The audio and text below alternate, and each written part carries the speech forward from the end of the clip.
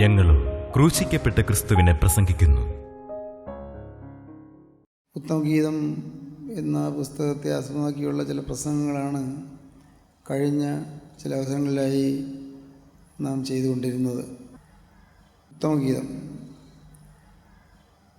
ഉത്തമഗീതം ഒരു മിസ്റ്റിക് കാവ്യമാണ് എന്ന് ഞാൻ പറഞ്ഞത് നിങ്ങൾ പക്ഷേ ഓർക്കുമായിരിക്കും. എന്താണ് മിസ്റ്റിസം എന്നൊന്നും ഇവിടെ വിശദീകരിക്കേണ്ട സമയമല്ല. സിംബോളിക് ആണെന്ന് പറയും, പ്രതീകാത്മകമാണെന്ന് പറയും. ദൈവവും മനുഷ്യനും തമ്മിലുള്ളതായ ബന്ധമാണ് കവിതയുടെ വിഷയം.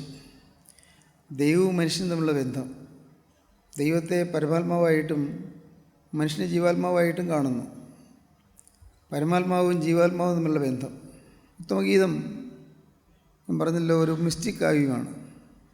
ഇതുപോലുള്ള കാവ്യമാണ് ഇയ്യോബിൻ്റെ പുസ്തകത്തിൽ ചില ഭാഗങ്ങൾ ഒഴികെയുള്ള ഭാഗങ്ങളെല്ലാം ഉള്ള മനോഹരമായ കവിതയാണ്. ഈ സുറിയാനി കൂടുതൽ ഭാഷ പഠിക്കുന്നവർക്ക് ഈ ഇയ്യോബിൻ്റെ പുസ്തകം പഠിക്കാനുണ്ട്. സുറിയാനി BA ക്ലാസ്സിലൊക്കെ പഠിക്കുന്ന കുട്ടികൾ ഇയ്യോബിൻ്റെ പുസ്തകം പഠിക്കും. ഇയ്യോബിൻ്റെ പുസ്തകം മനോഹരമായ ഒരു നല്ല കാവ്യമാണ്, വളരെ സുന്ദരമായ കാവ്യമാണ്, സാഹിത്യ ഗ്രന്ഥമാണ്. ഇതിനകത്ത് നോവലുകളുണ്ട് വേദപുസ്തകത്തിൽ. രൂത്തിൻ്റെ പുസ്തകവും എസ്തേറിൻ്റെ പുസ്തകവും നോവലാണ്, കഥാപുസ്തകം, മനോഹരമായ കഥകളാണ്. ഇതിൽ ഈ സംഗീതങ്ങൾ അല്ലെങ്കിൽ ഗീതങ്ങളുണ്ട്. അതാണ് സങ്കീർത്തന പുസ്തകം. സദൃശവാക്യവും ഏതാണ്ട് ആ കീർത്തന ഗ്രന്ഥങ്ങളിൽ പെട്ടുപോകും. ഈ വേദപുസ്തകത്തിൽ ഇങ്ങനെ പലതരത്തിലുള്ളതായ ഗ്രന്ഥങ്ങളുള്ള ഈ വേദപുസ്തകത്തിൽ ആകെ ഒറ്റയ്ക്കൊരു വിഷയമേ ഉള്ളൂ. ഈ 66 പുസ്തകത്തിലും ഒരു വിഷയം, അത് ക്രിസ്തു എന്നുള്ളത് മാത്രമാണ്, യേശുക്രിസ്തു. പഴയ നിയമത്തിൽ യേശുക്രിസ്തുവിനെ നാം നിഴലായി കാണുന്നു, പുതിയ നിയമത്തിൽ യേശുക്രിസ്തുവിനെ പൊരുളായി കാണുന്നു.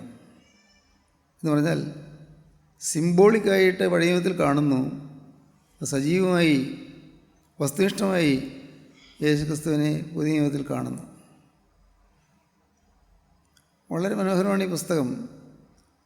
വേദപുസ്തകത്തിലെ 66 പുസ്തകങ്ങളിൽ 39 പുസ്തകം പഴയ നിയമത്തിലും 27 പുസ്തകം പുതിയ നിയമത്തിലുണ്ട്. ഈ 39 പുസ്തകത്തിൽ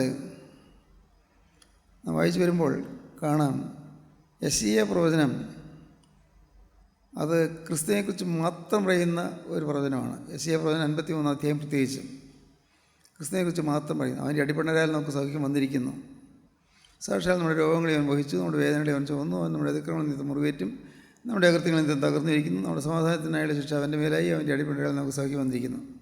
യേശു ക്രിസ്തു ജനിക്കുന്നതിന് 750 കൊല്ലം മുമ്പാണ് യെശയ്യാ പ്രവചനം പ്രവചിച്ചത്. അന്നേ പ്രവാചകൻ യേശു ക്രിസ്തുവിൻ്റെ കഷ്ടാനുഭവം കണ്ടു. യെശയ്യാ പ്രവാചകൻ അന്ന് തന്നെ യേശു ക്രിസ്തുവിൻ്റെ ക്രൂശാരോഹണം കണ്ടു, അന്ന് തന്നെ യേശു ക്രിസ്തുവിൻ്റെ ഉയർത്തെഴുന്നേൽപ്പ് കണ്ടു, അന്ന് തന്നെ യേശു ക്രിസ്തുവിൻ്റെ രണ്ടാമത്തെ വരവ് കണ്ടു. ഇതെല്ലാം യെശയ്യാ പ്രവചനം വായിക്കുമ്പോൾ നമുക്ക് കാണാൻ സാധിക്കും. ഇത്രയും വിസ്തരിച്ച് പറയാൻ കാരണം, നമുക്ക് പഠിക്കാൻ ഉതകുന്ന ഒരു മനോഹരമായ ഗ്രന്ഥമാണ് ഈ വിശുദ്ധ ബൈബിൾ, ഹോളി ബൈബിൾ. വെറുതെ ഓടിച്ച് വായിച്ചു പോവുകയല്ല, പഠിക്കാനുണ്ട് ഇതിനകത്ത്. അത് പഠിക്കുന്നത് തന്നെ നമുക്ക് വലിയൊരു ശക്തിയും പ്രചോദനവുമായിരിക്കും. ഏറ്റവും വലിയ കാര്യം, നമ്മുടെ മനസ്സ് തളർന്നിരിക്കുമ്പോൾ, നമ്മുടെ മനസ്സ് വാടിയിരിക്കുമ്പോൾ ഈ പുസ്തകം എടുത്ത് വായിക്കുന്ന സമയത്ത് നമുക്ക് വലിയൊരു ആശ്വാസം ലഭിക്കും, നമുക്ക് സാന്ത്വനം ലഭിക്കും. നമ്മെ ആശ്വസിപ്പിക്കുന്ന പരിശുദ്ധാത്മാവിൻ്റെ കരസ്പർശം നമുക്ക് ലഭിക്കും. പരിശുദ്ധാത്മാവ് നമ്മെ തലോട്ട് നമുക്ക് അനുഭവിക്കാൻ സാധിക്കും. അതൊരു ഭാഗ്യാനുഭവമാണ്. ഒരു പോംവഴിയും കാണാതെ മനസ്സ് ഉഷ്ണിച്ചിരിക്കുമ്പോൾ സങ്കീർണമായ പ്രശ്നങ്ങൾ നമ്മെ വലയം ചെയ്യുമ്പോൾ ആ പ്രശ്നങ്ങളുടെ നടുക്ക് സാന്ത്വനവും ആശ്വാസവും പകരുന്നതായി നമുക്ക് ഈ വേദപുസ്തകം വായിക്കുമ്പോൾ നമുക്ക് അനുഭവമായി തീരും. പ്രത്യേകിച്ചും മനസ്സ് പതറിയിരിക്കുന്നവർക്ക് വായിക്കാൻ പറ്റിയ ഒരു വലിയ നല്ല ഭാഗമാണ് 27-ാം സങ്കീർത്തനം. യഹോവ എൻ്റെ വെളിച്ചവും എൻ്റെ രക്ഷയുമാകുന്നു, ഞാൻ ആരെ ഭയപ്പെടും? യഹോവ എൻ്റെ ജീവൻ്റെ ബലം, ഞാൻ ആരെ പേടിക്കും? എൻ്റെ വൈരികളും ശത്രുക്കളുമായ ദുഷ്കർമ്മികൾ എൻ്റെ മാംസം തിന്നുവാൻ എന്നോട് അടുക്കുമ്പോൾ ഇടറി വീഴും. ഒരു സൈന്യം എൻ്റെ നേരെ വള ഇറങ്ങിയാൽ എൻ്റെ ഹൃദയം നിർഭയമായിരിക്കും. ഈ യുദ്ധം നേരിട്ടാൽ ഞാൻ പേടിക്കുകയില്ല. അത് പറഞ്ഞു പിന്നെ പറയും, ഞാൻ യഹോവയോട് ഒരു കാര്യം അപേക്ഷിച്ചു, ഒറ്റയ്ക്കൊരു കാര്യം. ഞാൻ യഹോവയോട് ഒരു കാര്യം അപേക്ഷിച്ചു, അത് തന്നെ ഞാൻ ആഗ്രഹിക്കുന്നു. യഹോവയുടെ മനോഹരത്വം കാണുവാനും അവൻ്റെ മന്ദിരത്തിൽ ധ്യാനിപ്പാനും എൻ്റെ ആയുഷ്കാലമൊക്കെയും ഞാൻ യഹോവയുടെ ആലയത്തിൽ പാർക്കേണ്ടതിന് തന്നെ. അനർത്ഥ ദിവസത്തിൽ അവൻ തൻ്റെ കൂടാരത്തിൽ എന്നെ ഒളിപ്പിക്കും, തിരുനിവാസത്തിൻ്റെ മറവിൽ എന്നെ മറയ്ക്കും. പാറമേലിനെ ഉയർത്തും, ഇപ്പോൾ എൻ്റെ ചുറ്റുമുള്ള ശത്രുക്കളുടെ മേൽ എൻ്റെ തല ഉയരും. ഞാൻ അവൻ്റെ കൂടാരത്തിൽ ജയഘോഷയാഗങ്ങൾ അർപ്പിക്കും, ഞാൻ യഹോവയ്ക്ക് പാടി കീർത്തനം ചെയ്യും. ഈ 27 സങ്കീർത്തനം ഓരോ വാക്കും വായിച്ചു വരുമ്പോൾ നാം മനസ്സിനൊരു കുളിർമ കിട്ടുന്നതൊക്കെ അനുഭവിക്കാൻ സാധിക്കും. ഒരു മനസ്സിരുത്തി വായിക്കുമ്പോൾ 27 സങ്കീർത്തനത്തിൻ്റെ അവസാന ഭാഗം നമുക്ക് പലർക്കും കാണാൻ അറിയാവുന്നതാണ്. ഞാൻ ജീവനുള്ളവരുടെ ദേശത്ത് യഹോവയുടെ നന്മ കാണുമെന്ന് വിശ്വസിച്ചില്ലെങ്കിൽ കഷ്ടം. യഹോവയെങ്കിൽ പ്രത്യാശ വയ്ക്കുക, ധൈര്യപ്പെട്ടിരിക്കുക, നിൻ്റെ ഹൃദയം ഉറച്ചിരിക്കട്ടെ, അത് യഹോവയെങ്കിൽ പ്രത്യാശ വയ്ക്കുക. മനസ്സ് പതറുമ്പോൾ, ഭാരപ്പെട്ടിരിക്കുമ്പോൾ, മനസ്സ് തളർന്നിരിക്കുമ്പോൾ, വാടി മ്ലാനവതരായിരിക്കുമ്പോൾ, ഈ വേദഭാഗങ്ങളെല്ലാം വായിക്കുമ്പോഴേക്കും നമ്മുടെ മനസ്സിൽ ക്ഷീണം മാറും, മുഖത്തെ വാട്ടം മാറും, ഹൃദയത്തിൽ നല്ല ഉന്മേഷം നമുക്ക് പുതു ചൈതന്യമായി ലഭിക്കുന്നത് നമുക്ക് അനുഭവിക്കാൻ സാധിക്കും. അതുകൊണ്ട് നിങ്ങൾ വേദപുസ്തകം വായിക്കുന്നത് ഒരിക്കലും നിർത്തരുത്. നിങ്ങൾ ഈ തനിയെ ഇരുന്ന് നിങ്ങളുടെ പ്രഭാത പ്രാർത്ഥനയിൽ സന്ധ്യാനമസ്കാരത്തിന് വേദപുസ്തകം വായിക്കുന്നുണ്ട്, നല്ലത് വേണം. അതല്ലാതെ തന്നെത്താൻ ഇരുന്ന് വേദപുസ്തകം വായിച്ച് ധ്യാനിക്കുന്നത് വലിയ ശക്തിയായിരിക്കും. എത്ര ജോലി തിരക്കുള്ള ആളും ഏറ്റവും ജോലി തിരക്കുള്ള ആളും ഈ ബൈബിൾ വായിക്കാൻ സമയം കണ്ടെത്താറുണ്ട്, നല്ല ആത്മീയത ബോധമുള്ളവർ. ഞാൻ ഇതെടുത്ത് പറയുന്നതിന് കാരണം എനിക്ക് ബാല്യം മുതൽ തന്നെ വേദപുസ്തകം ഒരു വലിയ ആവേശമായിരുന്നു. വേദപുസ്തകത്തിലെ അന്നൊക്കെ കൊച്ചുകുട്ടിയായിരുന്ന കാലത്ത് 3, 4 പഠിക്കുന്ന കാലത്ത് ഞാൻ ഈ ഉൽപ്പത്തി പുസ്തകത്തിൽ അബ്രഹാമിൻ്റെ കഥ, ഇസാക്കിൻ്റെ കഥ, യാക്കോബിൻ്റെ കഥ, യാക്കോബും യേശാവും തമ്മിലുള്ള നീരസത്തിൻ്റെ കഥ, ഇതെല്ലാം വായിച്ച് ഞാൻ ഉൾപ്പുളകം കൊണ്ടിട്ടുണ്ട്. അപ്പൻ യാക്കോബിനെയാണ് അനുഗ്രഹിച്ചെന്ന് കണ്ട് യേശാവ് കരയുന്ന ഭാഗമൊക്കെ വായിച്ചിട്ട് ഞാൻ കരഞ്ഞിട്ടുണ്ട്. കഷ്ടം, യേശാവിന് അനുഗ്രഹം കിട്ടിയില്ല, എനിക്ക് ഒരു അനുഗ്രഹം വെച്ചിട്ടില്ലേ അപ്പാ എന്ന് പറഞ്ഞ് യേശാവ് കരയുന്നതെല്ലാം അത്ര കൊച്ചുകുട്ടിയായിരുന്ന കാലത്ത് തന്നെ എനിക്കത് വായിച്ച് ഞാനതിൽ ലയിക്കാറുണ്ട്. ഞാൻ പറയാൻ കാരണം അത് നിങ്ങളുടെ ജീവിതത്തിൽ എന്നും വേദപുസ്തകം വായിക്കുന്നത് ശീലമാക്കിയെടുക്കണം. വേദപുസ്തകം വായിക്കുമ്പോൾ അതിലെ വാക്കുകളുടെ അകത്തുള്ള ആന്തരാർത്ഥം, അകത്തെ അർത്ഥം നിങ്ങൾ ഗ്രഹിക്കുകയും അത് ഉൾക്കൊള്ളുകയും ചെയ്യുമ്പോഴാണ് നമ്മുടെ മനസ്സിലേക്കത് ജീവനായും ആശ്വാസമായും പകർന്നു വരുന്നത്. ഹൃദയത്തിലേക്ക് വലിയൊരു ശാന്തി പകരുന്നത് നിങ്ങൾക്ക് അനുഭവിക്കാൻ സാധിക്കും. നിങ്ങൾ പഠിക്കണം, വായിക്കണം, വേദപുസ്തകം വായിക്കണം, വേദപുസ്തകം പഠിക്കണം. എനിക്ക് തോന്നുന്നു ഈ ഒരു 17-ാമത്തെ വയസ്സിലാണ് ഞാൻ മാനസാന്തരപ്പെട്ടത്, എന്ന് വെച്ചാൽ ജീവിതം കർത്താവിന് സമർപ്പിച്ചത്. പക്ഷേ ഞാൻ 18, 19, 20 വയസ്സുകളിലൊക്കെ ആ കാലങ്ങളിലൊക്കെ ഞാൻ പ്രവചന ഗ്രന്ഥങ്ങൾ വായിച്ച് എന്താണ് പ്രവചനം, എന്താണ് ഇനി വരാൻ പോകുന്നത്, എന്താണ് മൂന്നലോകമായ യുദ്ധം എന്ന് പറയുന്നത് എന്നായിരിക്കും സംഭവിക്കുക, ഹർമുഖധ്വനി യുദ്ധം എന്താണ്, കർത്താവിൻ്റെ രണ്ടാമത്തെ വരവ് എന്താണ്, എതിർ ക്രിസ്തുവിൻ്റെ അല്ലെങ്കിൽ അന്ത്യക്രിസ്തുവിൻ്റെ വാഴ്ച എന്താണ്, സഹസ്രാബ്ദ വാഴ്ച എന്ന് പറയുന്നത് എന്താണ്, 1000 ആണ്ട് വാഴ്ച, ഇങ്ങനെയുള്ള കാര്യങ്ങളെല്ലാം, കർത്താവിൻ്റെ പുനരാഗമനം, കർത്താവിൻ്റെ രണ്ടാമത്തെ വരവ്, ഇതൊക്കെ ഇങ്ങനെ പ്രവചനങ്ങളിൽ നിന്ന് പഠിച്ച് ഞാൻ ആനന്ദിച്ച് ഞാൻ ഓർക്കുന്നുണ്ട്. ഞാൻ പറയുന്നത് നിങ്ങൾ ഓരോരുത്തരും നിങ്ങളുടെ ജീവിതത്തിൽ ഈ വേദപുസ്തകം വായിക്കുന്നതും വേദപുസ്തകത്തിലെ വാക്യങ്ങൾ ധ്യാനിക്കുന്നതും നിങ്ങൾക്ക് ദൈനംദിന ജീവിതത്തിൽ ശക്തി തരുന്നത് മാത്രമല്ല, നിങ്ങൾക്ക് മുന്നോട്ടൊരു ഗതി തരികയും നിത്യതയെക്കുറിച്ചുള്ള ബോധം തരികയും, നിത്യത, മരണശേഷമുള്ള നിത്യത, ആ നിത്യത ക്രിസ്തുവിൻ്റെ കൂടെ കഴിയുവാനുള്ളതായ വാഞ്ചനങ്ങൾക്കുണ്ടാക്കുകയും ആ നിത്യത നരകത്തിലേക്ക് പോകരുത് എന്നുള്ളതായ നിർബന്ധങ്ങൾക്ക് വരികയും ചെയ്ത് നിങ്ങൾ ദൈവീക മനുഷ്യരായി തീരും. അതാണ് ഞാനിതെല്ലാം പറയുന്നതിന് ഉദ്ദേശം, എൻ്റെ മനസ്സിൽ ഹൃദയത്തിൽ നിലനിൽക്കുന്നതായ ആഗ്രഹം. വേദപുസ്തകത്തിലെ കഥാപുസ്തകങ്ങളിൽ എസ്തേറിൻ്റെ പുസ്തകവും രൂത്തിൻ്റെ പുസ്തകവും അത് നോവലുകളാണെന്ന് പറഞ്ഞല്ലോ. ഈ ഉത്തമഗീതം എന്ന പുസ്തകം ശലോമോൻ രാജാവ് എഴുതിയ 3ാമത്തെ പുസ്തകമാണ്. ശലോമോൻ രാജാവ് എഴുതിയ 1ാമത്തെ പുസ്തകം സദൃശവാക്യം, 2ാമത്തെ പുസ്തകം സഭാപ്രസംഗി, 3ാമത്തെ പുസ്തകം ഉത്തമഗീതം. സദൃശവാക്യങ്ങൾ ശരീരത്തെ കുറിക്കുന്നത്, സഭാപ്രസംഗി ബുദ്ധി അല്ലെങ്കിൽ ചിന്തയെ കുറിക്കുന്നത്, വിചാരത്തെ കുറിക്കുന്നത്, മനസ്സിനെ കുറിക്കുന്നത്. ഉത്തമഗീതം ആത്മാവിനെ കുറിക്കുന്നത്. അങ്ങനെ മനസ്സിലാക്കിയില്ലെങ്കിൽ ഉത്തമഗീതം വായിച്ചു പോകുമ്പോൾ നമുക്ക് എന്താണ് ഇതെങ്ങനെ വേദപുസ്തകം ഇങ്ങനെ എഴുതിയിരിക്കുന്നത് നമുക്ക് തോന്നിപ്പോകും. നമുക്ക് പലതും മനസ്സിലാക്കാതെ വരുന്നുണ്ട്. നേരെ മറിച്ച് ആത്മാവിനെക്കുറിച്ചുള്ള ആഴങ്ങളെ കുറിക്കുന്നതായ പുസ്തകമാണ് ഉത്തമഗീതം. നമ്മുടെ ദേവാലയത്തിൽ പ്രാകാരമുണ്ട്, വിശുദ്ധ സ്ഥലമുണ്ട്, അതിവിശുദ്ധ സ്ഥലമുണ്ട്. അതിൽ പ്രാകാരം സദൃശവാക്യം, വിശുദ്ധ സ്ഥലം സഭാപ്രസംഗി, അതിവിശുദ്ധ സ്ഥലം അല്ലെങ്കിൽ മത്ബഹ, അതിവിശുദ്ധ സ്ഥലം അത് ഉത്തമഗീതം. ഈ രീതിയിൽ നാം മനസ്സിലാക്കുമ്പോഴാണ് ഏറ്റവും മികച്ച ഒരു ആധ്യാത്മിക ഗ്രന്ഥമാണ് ഉത്തമഗീതം എന്ന് നമുക്ക് മനസ്സിലാകുന്നത്. ഈ പുസ്തകത്തിൽ നാം കഴിഞ്ഞ പ്രാവശ്യങ്ങളിൽ ചിന്തിച്ചത് മുള്ളുകളുടെ ഇടയിൽ താമര പോലെ കന്യകമാരുടെ ഇടയിൽ എൻ്റെ പ്രിയ ഇരിക്കുന്നു. പ്രിയൻ എന്ന് പറയുന്നത് അത് ഇവിടെ എൻ്റെ പ്രിയ എന്ന് പറയുന്നത് രണ്ടും കഥാപരമായിട്ട് കഥയുടെ പേരിൽ പറയുകയാണെങ്കിൽ രണ്ട് വ്യക്തികളാണ്. ഈ ശലോമിയും ഈ ഇടയനും തമ്മിൽ ബാല്യത്തിൽ തന്നെ ഒരു ഉഭയസമ്മതം ചെയ്തിരുന്നു, ഉടമ്പടി ചെയ്തിരുന്നു. ഞാൻ എക്കാലത്തും നിൻ്റെ വകയാണ് എന്ന് ഇടയൻ അവളോട് പറഞ്ഞിരുന്നു. അതുപോലെ തന്നെ ഇലക്കാലത്തും ഞാൻ നിൻ്റെ സ്വന്തമാണ് എന്ന് ശലോമിയും പറഞ്ഞിരുന്നു. ഇത് ആ ആശയം ഞാൻ കഴിഞ്ഞ പ്രാവശ്യങ്ങളിൽ പറഞ്ഞപ്പോൾ നിങ്ങൾക്ക് ഏതാണ്ട് മനസ്സിലായി കാണും. ക്രിസ്തുവും സഭയും തമ്മിലുള്ള ബന്ധത്തെയാണ് കുറിക്കുന്നത്.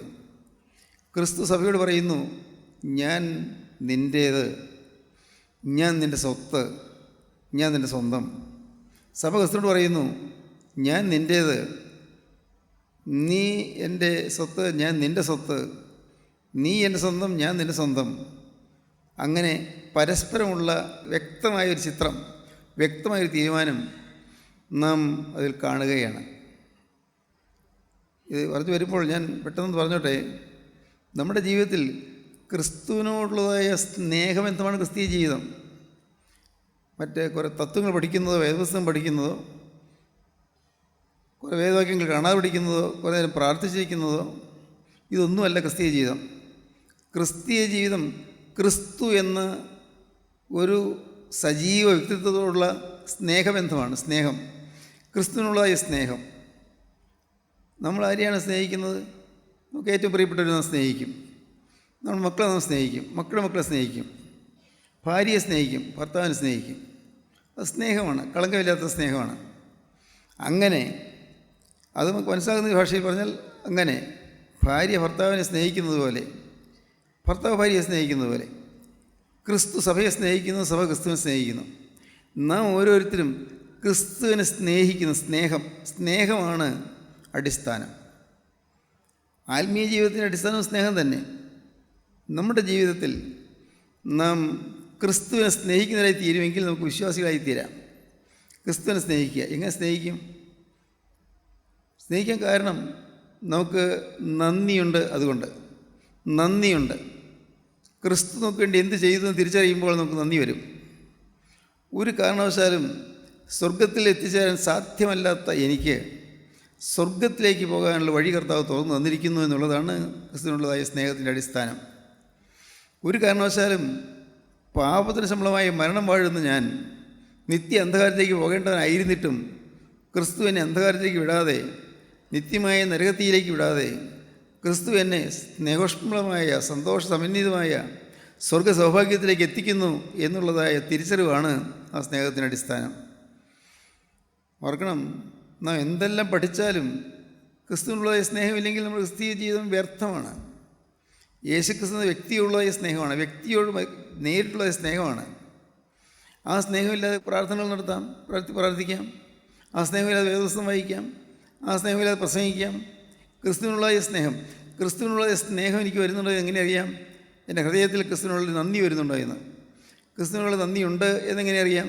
അവൻ എനിക്ക് വേണ്ടി എന്ത് ചെയ്തു എന്ന് തിരിച്ചറിയുമ്പോൾ, എനിക്ക് വേണ്ടി യേശുക്രിസ്തു എന്ത് ചെയ്തു എന്ന് തിരിച്ചറിയുമ്പോൾ. ഞാൻ എന്നും എൻ്റെ പ്രാർത്ഥനയിൽ ഞാൻ പ്രാർത്ഥിച്ച് ചിന്തിക്കാറുണ്ട്, കർത്താവേ, അവിടുന്ന് എൻ്റെ ജീവിതത്തിൽ എന്താണ് ചെയ്തിരിക്കുന്നതെന്ന് തിരിച്ചറിയാനുള്ള സുബോധം എനിക്ക് നിലനിർത്തി തരണമേ എന്ന്. ക്രിസ്തു എൻ്റെ ജീവിതത്തിൽ ചെയ്തത് എന്താണ് എന്ന് തിരിച്ചറിയാനുള്ള സുബോധം. എൻ്റെ ജീവിതത്തിൽ ക്രിസ്തു എന്താണ് ചെയ്തത് അത് ഞാൻ തിരിച്ചറിയുമ്പോൾ നന്ദി ഉള്ളതിൽ വരും. നന്ദി വരുമ്പോൾ സ്നേഹം വരും. നന്ദിയും സ്നേഹവും തുടിക്കുമ്പോൾ സ്തുതി വരും. അതാണ് സ്തുതി. ദൈവത്തിന് സ്തോത്രം. ക്രിസ്തു എനിക്ക് എന്ത് ചെയ്തു എന്ന് തിരിച്ചറിഞ്ഞ് ക്രിസ്തുവിനുള്ള നന്ദി വരുമ്പോൾ, ആ നന്ദിയും സ്നേഹവും എന്നിൽ ഉറഞ്ഞു കൂടുമ്പോൾ അപ്പോൾ വരുന്നതാണ് സ്തുതി. ആ സ്തുതിയാണ് നമ്മുടെ ജീവിതത്തെ നമ്മുടെ ആയുധം, സ്തുതി. അങ്ങനെ അന്തരാത്മാവിലുള്ള സ്തുതി നമുക്ക് ലഭിക്കുമ്പോൾ അതാണ് സ്തോത്രമെന്നോ ഹല്ലേലൂയ എന്നോ പ്രൈസ് ദി ലോർഡ് എന്നോ പറയുന്ന വാക്കുകളേതുമാകട്ടെ, സ്തുതി. ആ സ്തുതി നമുക്ക് ലഭിക്കുമ്പോൾ അപ്പോഴാണ് നാം കർത്താവുമായി ബന്ധം വരുന്നത്. നമുക്ക് ആന്തരികമായ സ്തുതി വരുന്നില്ലെങ്കിൽ കർത്താവുമായി ബന്ധമില്ല. കർത്താവുമായിട്ട് ബന്ധമുണ്ടെങ്കിൽ നമുക്കൊരു സ്തുതി ലഭിക്കും. സ്തുതി അത് ഇന്ന സഭയിലാകുമെന്നില്ല, ഇന്ന സമുദായത്തിലേക്കാകുമെന്നില്ല, പള്ളിയിൽ പോയപ്പോൾ മാത്രമാണെന്നില്ല, അത് പ്രാർത്ഥനയ്ക്കുമ്പോൾ മാത്രമെന്നല്ല, എപ്പോഴും സ്തുതി.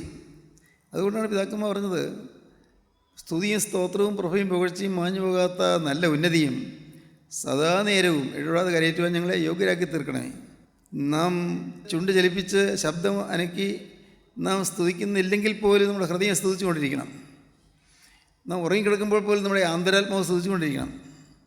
അങ്ങനെയുള്ള ആ അനുഭവത്തിലിരിക്കുമ്പോൾ ദുസ്വപ്നങ്ങൾ കാണുകയില്ല. അല്ലെങ്കിൽ ചിലപ്പോൾ നാം കിടന്നുറങ്ങുമ്പോൾ ആരോ നമ്മളെ എടുത്ത് മുകളിലോട്ട് എറിയുന്ന പോലെ നമുക്ക് തോന്നുന്നു, പേടിച്ച് കരയുന്നു, ഉച്ചത്തിൽ അട്ടഹസിക്കുന്നതല്ല, ഒരു ആന കൊല്ലാൻ വരുന്നു, അല്ലെങ്കിൽ പാമ്പ് നമ്മൾ കടിക്കാൻ വരുന്നു, അല്ലെങ്കിൽ നമ്മുടെ വീടിങ്ങനെ ഉടഞ്ഞ് തകർന്നു പോകുന്നതായിട്ട് കാണുന്നു. ഇങ്ങനെ സ്വപ്നങ്ങൾ പലതും കാണും, ദുസ്വപ്നങ്ങൾ. ഈ ദുസ്വപ്നങ്ങളെല്ലാം നമ്മുടെ ജീവിതത്തിൽ വരുന്നത് അകത്ത് പൈശാചിക ശക്തിക്ക് ഇടമുള്ളതുകൊണ്ടാണ്, സാത്താൻ ഇടമുള്ളതുകൊണ്ടാണ്. നമ്മുടെ ജീവിതം ക്രിസ്തുവിനുള്ളതായ സ്നേഹത്തിൻ്റെ സ്തുതിയിൽ നിറഞ്ഞു നിൽക്കുന്നുവെങ്കിൽ പിന്നെ ദുസ്വപ്നങ്ങൾ വരികയില്ല. പിന്നെ നാം കാണുന്നത് കർത്താൻ രണ്ടാമത്തെ ഒരു സ്വപ്നം കണ്ടെന്ന് വരും, അല്ലെങ്കിൽ അനേകം ദൈവമക്കൾ കൂടി ഇരുന്ന് പ്രാർത്ഥിക്കുന്നതും പാട്ട് പാടുന്നതും വചനം പറയുന്നതും സ്വപ്നം കണ്ടെന്ന് വരും. അങ്ങനെ ആത്മീയമായ സ്വപ്നങ്ങളായിരിക്കും. ജീവനുള്ളതൊക്കെയും യഹോവയെ സ്തുതിക്കട്ടെ എന്ന് വേദപുസ്തകം പറയും. ജീവനുള്ളതൊക്കെയും യഹോവയെ സ്തുതിക്കട്ടെ. സ്തുതിക്കുന്നത് നേരിലുള്ളവർക്ക് ഉചിതമാണ്, ഉചിതമായ കാര്യമാണ് സ്തുതി. സ്തുതിക്കുന്നത് നേരിലുള്ളവർക്ക് ഉചിതമല്ലോ. ജീവനുള്ളവനൊക്കെ യഹോവയെ സ്തുതിക്കട്ടെ. കർത്താവേ, ഇതിന് നാമത്തെ സ്തോത്രം ചെയ്യേണ്ടതിന് എൻ്റെ ആത്മാവിനെ കാരാഗ്രഹത്തിൽ നിന്ന് പുറപ്പെടുവിക്കണമേ. ജയിലിലിരുന്നാൽ സ്തോത്രമില്ല, പിശാചിൻ്റെ ജയിലറിയിൽ കിടന്ന സ്തോത്രമില്ല, പിശാചിൻ ജയിലറിയിൽ കിടന്നാൽ സ്തുതിയില്ല. സ്തുതി നമുക്ക് ലഭിക്കുന്നു. ഈ സ്തുതി നമ്മുടെ ജീവിതത്തിൽ നിരന്തരം നിൽക്കണം. അപ്പോൾ നിങ്ങളുടെ ഹൃദയത്തിൽ ഇപ്പോൾ വരേണ്ടത് ഒരേ ഒരു കാര്യമാണ്, ജീവിതത്തിൽ സ്തുതിയുള്ളവരായി തീരുക. എല്ലാറ്റിനും വേണ്ടി സ്തുതിക്കുക, എപ്പോഴും സന്തോഷിപ്പീൻ, ഇടപെടാതെ പ്രാർത്ഥിപ്പീൻ, എല്ലാറ്റിനും സ്തോത്രം ചെയ്യുവീൻ. ഇതല്ലോ നിങ്ങളെക്കുറിച്ച് ക്രിസ്തുയേശുവിൽ ദൈവേഷ്ടം. 1 തെസ്സലോനിക്കർ 5-ാം അധ്യായം 16, 17, 18 വാക്യങ്ങൾ. എപ്പോഴും സന്തോഷിപ്പീൻ, ഇടപെടാതെ പ്രാർത്ഥിപ്പീൻ, എല്ലാറ്റിനും സ്തോത്രം ചെയ്യുവീൻ. ഇതല്ലോ നിങ്ങളെക്കുറിച്ച് ക്രിസ്തുയേശുവിൽ ദൈവേഷ്ടം. എപ്പോഴും സന്തോഷിക്കണമെങ്കിൽ എങ്ങനെ സന്തോഷിക്കും? ഇവിടെ ദുഃഖമുള്ള ഈ ലോകത്ത്, ദുരിതമുള്ള ഈ ലോകത്ത്, രോഗമുള്ള ഈ ലോകത്ത്, വേദനയുള്ള ഈ ലോകത്ത്, കടഭാരങ്ങളുള്ള ലോകത്ത്, ഞെരുക്കങ്ങളുള്ള ലോകത്ത്, മറ്റുള്ളവരുടെ ശത്രുത്വമുള്ള ലോകത്ത് എങ്ങനെ സന്തോഷിക്കാൻ പറ്റും? ഇതെല്ലാം ഉണ്ടെങ്കിലും ഞാൻ ഇന്ന് കടന്നുപോയാൽ ദൈവരാജ്യത്തിൽ എത്തുമെന്നുള്ളതായി ഉറപ്പ് കിട്ടിയാൽ സന്തോഷിക്കാം. അതാണ് സന്തോഷം. ഇന്ന് ഞാൻ കടന്നുപോയാൽ ഞാൻ ദൈവരാജ്യത്തിലെത്തും. കാരണം എനിക്ക് യേശുക്രിസ്തുവുമായുള്ള ബന്ധമുണ്ട്, ദൈവരാജ്യവുമായി ഞാൻ ബന്ധപ്പെട്ടിരിക്കുന്നു. എൻ്റെ ജീവിതത്തിൽ ദൈവരാജ്യം കർത്താവ് എനിക്ക് ദാനമായി തന്നിരിക്കുന്നു. ഞാനിരിക്കുന്നിടത്ത് നിങ്ങളിരിക്കണമെന്നാണ് കർത്താവ് പറഞ്ഞത്. ഞാൻ നിങ്ങൾക്ക് സ്ഥലമൊരുക്കാൻ പോകുന്നു, ഞാൻ നിങ്ങൾക്ക് ഭവനം പണിയാൻ പോകുന്നു. ഞാൻ പോയി സ്ഥലം ഒരുക്കിയാൽ ഞാൻ ഇരിക്കുന്നിടത്ത് നിങ്ങളിരിക്കേണ്ടതിന് നിങ്ങൾ എൻ്റെ അടുക്കൽ ചേർത്ത്, ഞാൻ വീണ്ടും വന്ന് നിങ്ങളെ എൻ്റെ അടുക്കൽ ചേർത്തുകൊള്ളും. കർത്താവ് ഇരിക്കുന്നിടത്ത് നമ്മൾ ഇരുത്തും. ഈ ഒരു ബോധത്തിൽ നിന്നാണ് ക്രിസ്തീയ ജീവിതത്തിൽ സ്തുതി തുടങ്ങുന്നത്. ആ സ്തുതിയിലാണ് ആരാധന, സ്തുതിയാണ് ആരാധന. ഈ കുർബാന അനുഗ്രഹങ്ങളും സമാധാനവും ബലിയും സ്തോത്രവുമാകുന്നു. അതാണ് ബലി, അതാണ് വിശുദ്ധ കുർബാന, അതാണ് സ്തോത്രം. അങ്ങനെ നിരന്തരം ദൈവവുമായി ബന്ധപ്പെട്ടു പോകാനുള്ളതായ അഭിവാഞ്ചയും ദാഹവും നമുക്ക് ഉണ്ടാകുമ്പോഴാണ് നാം വാസ്തവ ക്രിസ്ത്യാനികളായിത്തീരുന്നത്. ഇന്ന് ക്രിസ്ത്യാനികൾ എന്ന് പറയുന്ന അനേകം ആളുകളുണ്ട്, പക്ഷേ എല്ലാം നോമിനൽ ക്രിസ്ത്യൻസ്, എല്ലാം നാമധേയ ക്രിസ്ത്യാനികൾ, പേരിന് മാത്രം. പേരിന് ക്രിസ്ത്യാനിയാണ്, SSLC ബുക്കിൽ റിലിജിയൻ ക്രിസ്ത്യൻ എഴുതും. പക്ഷേ ഈ വിദ്യാർത്ഥിയുടെ പേര് എഴുതിയിട്ട് റിലിജിയൻ ക്രിസ്ത്യൻ എന്ന് എഴുതുമ്പോൾ ഹെഡ് മാസ്റ്ററോ അല്ലെങ്കിൽ പ്രിൻസിപ്പലോ ആരാണെങ്കിലും അവർക്ക് അതൊന്നും ചിന്താ വിഷയമല്ല. അങ്ങനെ ഒരു സർട്ടിഫിക്കറ്റ് ഉണ്ട്, അതുകൊണ്ട് എഴുതുന്നത് മാത്രം. നേരെ മറിച്ച് നമ്മുടെ പേര് സ്വർഗത്തിൽ എഴുതണം. സ്വർഗത്തിൽ ജീവൻ്റെ പുസ്തകത്തിൽ പേര് വരണം. സ്വർഗത്തിൽ പേര് കിട്ടുക. സ്വർഗത്തിൽ നാം പരിചിതരാകുക. സ്വർഗത്തിലെ മാലാഖമാർക്ക് നാം പരിചയപ്പെട്ടവരായി തീരുക. നമ്മുടെ ജീവിതത്തിൽ പാപം വരുമ്പോൾ നമ്മെ പാപത്തിൽ നിന്ന് രക്ഷിക്കാനും വിടുവിക്കാനും വരുന്ന മാലാഖമാർ നമ്മെക്കുറിച്ച് സംസാരിക്കുന്നു. സ്വർഗത്തിൽ നാം പ്രസിദ്ധരാണ്. സ്തോത്രം. എന്താണ് പറഞ്ഞത്? അവിടെ നാം പ്രസിദ്ധരാണ്. അവിടെ മാലാഖമാർക്കെല്ലാം നമ്മെ പരിചയമാണ്. എന്തുകൊണ്ട്? ക്രിസ്തുവിൻ്റെ രക്തത്തിൽ നാം വീണ്ടെടുക്കപ്പെട്ടിരിക്കുന്നു. നാം അവിടെ അറിവുള്ളവരാണ്. നമുക്ക് ഒരിക്കലും കണ്ടുപരിചയമില്ലാത്ത വിശുദ്ധന്മാരുണ്ട് അവിടെ, കണ്ടുപരിചയമില്ല. പക്ഷേ അവർക്കും നമ്മൾ പരിചയമാണ്. ആത്മലോകം. ആത്മലോകത്ത് നിന്ന് ചെല്ലുമ്പോൾ നാം അത്ഭുതപ്പെട്ടു പോകും. ഒരു കോഴിക്കുഞ്ഞ് മുട്ടയ്ക്കകത്ത് നിന്ന് പുറത്തു വരുമ്പോൾ പുറം ലോകം കാണുമ്പോൾ അതിശയിക്കുന്നു എന്ന് പറഞ്ഞതുപോലെ, അതുവരെയും കോഴിക്കുഞ്ഞിൻ്റെ വീട് മുട്ടയ്ക്കകമാണ്. ചെറിയ തൊണ്ടിനകം, മുട്ടത്തൊണ്ടിനകത്ത് ഇരിക്കുന്ന കോഴിക്കുഞ്ഞ്. ആ കോഴിക്കുഞ്ഞ് പുറത്തു വരുമ്പോൾ വിശാലമായ ലോകം കാണുകയാണ്. വിശാലമായ ലോകം, നോക്കിയാൽ നോക്കത്താത്ത ലോകം എന്നതുപോലെ നാം ഒരു വിശാലമായ ലോകത്തേക്ക് പ്രവേശിക്കുന്നു. സ്തോത്രം. വിശാലമായ ലോകം, അത് തേജോമയമായ ലോകമാണ്. തേജസ്സിൻ്റെ ലോകമാണ്. അത് മഹത്വപൂർണമായ ലോകമാണ്. അവിടെ പകലെന്നില്ല രാവെന്നില്ല, എപ്പോഴും പ്രകാശമായിരിക്കും, നിത്യപ്രകാശം. അവിടെ കുഞ്ഞാൻ്റെ ദീപം കത്തിക്കൊണ്ടിരിക്കും. രാജാധിരാജനായ ക്രിസ്തുവിൻ്റെ വെളിച്ചം കത്തിക്കൊണ്ടിരിക്കും. നിത്യപിതാവിൻ്റെ മഹത്വം കൊണ്ടവിടെ പ്രശോഭിതമായിരിക്കും. അവിടെ പരിശുദ്ധാത്മാവിൻ്റെ തീജ്വാല ആളിപ്പടർന്നുകൊണ്ടിരിക്കും. അവിടെ സ്നേഹത്തിൻ്റെ വെളുക്കുന്ന രീതിയിലൂടെ വിശുദ്ധന്മാർ നടക്കുകയും ഉലാവുകയും ചെയ്തുകൊണ്ടിരിക്കും. അവിടെ മനോഹരമായ ഉത്തുംഗ സോപാനങ്ങൾ നമുക്ക് വേണ്ടി കരുതി വച്ചിരിക്കും. മണിമാളികകൾ നമുക്ക് വേണ്ടി കരുതി വച്ചിരിക്കും. ഇതെല്ലാം ഭാവനയല്ല, എല്ലാം വചനമാണ് ഈ പറയുന്നത്. അങ്ങനെയുള്ളൊരു നല്ല ഭാവിക്ക് വേണ്ടിയാണ് നാം ഒരുങ്ങിക്കൊണ്ടിരിക്കുന്നത്. നമ്മൾ മരണം കഴിഞ്ഞ് നിത്യജീവനിലേക്ക് പ്രവേശിക്കുന്നു. നിത്യജീവൻ സമൃദ്ധിയിലേക്ക് നാം കടന്നു ചെല്ലുന്നു. ഇവിടെയുള്ളതെല്ലാം വിടുന്നു. ഇവിടെയുള്ളതെല്ലാം സ്വപ്നം പോലെ തോന്നും. ഇന്ന് നമ്മുടെ സ്കൂളിൽ പഠിച്ചു, അല്ലെങ്കിൽ കോളേജിൽ പഠിച്ചു, അല്ലെങ്കിൽ ഒരു ഓഫീസിൽ ജോലി ചെയ്തു, എല്ലാം അങ്ങ് അപ്പുറം കടന്നു ചെല്ലുമ്പോൾ ഇതെല്ലാം ഒരു സ്വപ്നം പോലെ തോന്നും. തിരിച്ചു വരാത്ത സ്വപ്നം. നാം സ്വപ്നം കാണുന്ന പോലെ ഓർക്കും. അങ്ങനെ പണ്ട് ഭൂമിയിൽ അങ്ങനെ ഉണ്ടായിരുന്നു, ഏതാണ്ട് ചിലതിൽ ഓർമ്മ വരുന്നു. സ്വപ്നം പോലെ. ദൈവത്തിന് സ്തോത്രം. ദൈവം നമ്മെ സ്നേഹത്തോടെ വിളിക്കുകയാണ്. നമ്മളെ ആരെയും കർത്താവ് ഒഴിവാക്കി നിർത്തിയിട്ടില്ല. ആരെയും. യേശുക്രിസ്തു സ്നേഹം ഉള്ളതുകൊണ്ടാണ് നിങ്ങൾക്ക് വരാൻ സാധിച്ചത്. യേശുക്രിസ്തു സ്നേഹം ആകർഷിച്ചുകൊണ്ട് നിങ്ങൾ വന്നത്. നിങ്ങളറിഞ്ഞില്ല. നിങ്ങളാരെങ്കിലും നിങ്ങൾ വിളിച്ചു, നമുക്ക് പോകാമെന്ന് പറഞ്ഞു, യോഗത്തിന് പോകാമെന്ന് പറഞ്ഞു, വന്നു, ശരി. പക്ഷേ അത് സത്യം എന്താണ്? സത്യത്തിൽ യേശുക്രിസ്തുവിൻ്റെ അഭൗമ സ്നേഹം നിങ്ങളെ ആകർഷിച്ച് വശീകരിച്ച് കൊണ്ടുവന്നിരിക്കുകയാണ്. എന്തിന്? ഈ നിത്യസത്യങ്ങൾ നിങ്ങൾക്ക് മനസ്സിലാക്കി തരാൻ. എന്തിന്? ഈ നിത്യസത്യങ്ങൾ മനസ്സിലാക്കിയിട്ട് വേണം നിങ്ങൾക്ക് ദൈവരാജ്യത്തിന് വേണ്ടി ഒരുങ്ങാൻ. അതിനുവേണ്ടി അനുദിനം നാം ഒരുങ്ങിക്കൊണ്ടിരിക്കുകയാണ്. അനുദിനം ഓരോ ദിവസം ചെല്ലുന്തോറും നാം സ്വർഗത്തോട് അടുത്തുകൊണ്ടിരിക്കുകയാണ്. ഓരോ ദിവസം കഴിയുന്തോറും നാം നിത്യതയോട് അടുത്തുകൊണ്ടിരിക്കുകയാണ്. ഓരോ ദിവസം കഴിയുന്തോറും നാം നിത്യരാജ്യത്തിലേക്ക് അടുത്തുകൊണ്ടിരിക്കുകയാണ്.